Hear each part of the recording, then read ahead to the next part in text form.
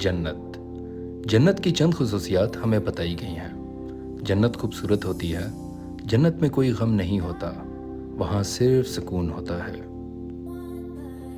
آپ یقین کریں یا نہ کریں، پاکستان میں بہت سی ایسی جگہیں موجود ہیں جہاں انسان کی عقل اپنے خدا کی تعریف کرنے پر مجبور ہو جاتی ہے۔ یہ انسان کی سوچ سے زیادہ خوبصورت ہے۔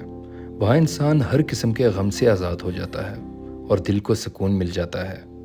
I don't want to exaggerate، but اللہ نے اپنی جنت کی یہ والی پراپرٹیز وطن عزیز کے کچھ حصوں میں رکھ چھوڑی ہیں، اور انہی میں سے ایک حصے کا نام ہے دیوسائے۔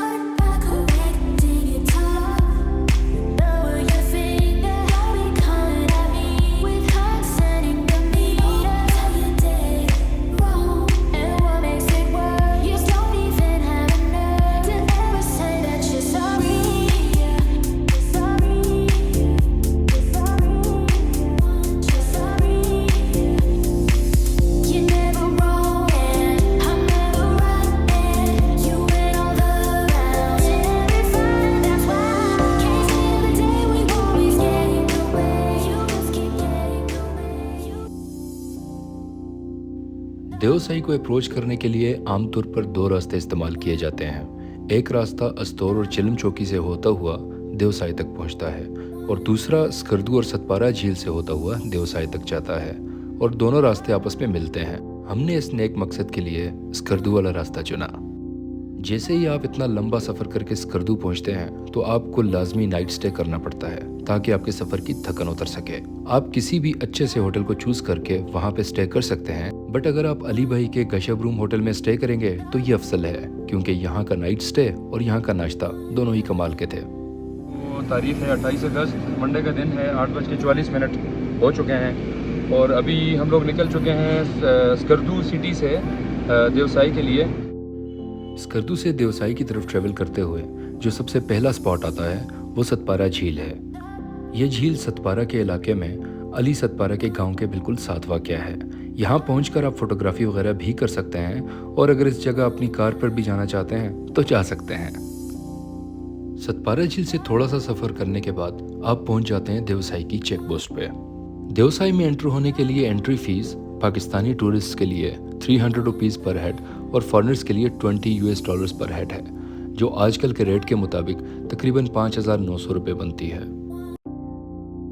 یہاں سے آگے دیوسائی کا راستہ خطرناک تو نہیں، لیکن زیادہ تر آف روڈ ہے، چاہے آپ استور کی طرف سے جائیں یا اسکردو کی طرف سے۔ اس لیے میرا خیال یہ ہے کہ دیوسائی جانے کے لیے SUV یا کسی بھی 4 ویل گاڑی کا انتخاب کرنا چاہیے۔ آپ کو بہترین سی 5 to 7 seater non custom paid Prado TX TZ یا لینڈ کروزر مل جاتی ہے، جو 13 سے 15 ہزار روپے لے کر آپ کو فل دیوسائی ٹور کروا کے عزت سے واپس لے آتی ہے۔ میں نے انٹرنیٹ پر ایسی بہت سی ویڈیوز دیکھ رکھی ہیں جن میں بتایا جاتا ہے کہ آپ اپنی کار پہ دیوسائی کراس کر سکتے ہیں، مگر میرے خیال میں یہ بالکل انسیف ہے۔ میں وہاں پہ ان ڈرائیورز کو دیکھ چکا ہوں جو اپنی کار پوری لے کے گئے اور آدھی واپس لے کے آئے، تو کیا فائدہ کہ آپ نیچر کو انجوائے کرنے کے بجائے اپنی گاڑی کی ٹینشن لے کے بیٹھے رہیں۔ خیر، اب ہم اپنے ولاگ کو تھوڑا سا آگے بڑھاتے ہیں اور آپ کو دیوسائی کا تعارف کرواتے ہیں۔ دیوسائی شینا زبان کا لفظ ہے جس کا مطلب ہے ایسی جگہ جہاں جن یا دیو رہتے ہیں۔ یہ 3000 اسکوائر کلومیٹرز کا دنیا کا سب سے بلند ترین اور وسیع میدان ہے، جس کو ایکسپلور کرنے لگیں تو آپ کی عمر لگ جائے گی۔ دیوسائی نیشنل پارک سطح سمندر سے اوسطاً 13,000 فٹ بلند ہے، اور اس کی سب سے بلند پہاڑی 16,000 فٹ کی ہائٹ پہ ہے۔ اس کو شتونگ کہا جاتا ہے۔ دیوسائی کے 2 مشہور مقامات ہیں، ایک کو کالا پانی کہا جاتا ہے اور ایک کو بڑا پانی۔ ان دونوں جگہوں پہ ٹراؤٹ بکثرت پائی جاتی ہے۔ اس چھوٹے سے دریا کی چھوٹی چھوٹی شاخیں جب ادھر ادھر نکلتی ہیں اور آپ وہاں پہ اگر غور کریں تو آپ کو ٹراؤٹ کے بچے کھلے عام تیرتے ہوئے نظر آتے ہیں، اور دیکھا جائے تو دیوسائی کی سب سے اسپیشل بات یہی ہے۔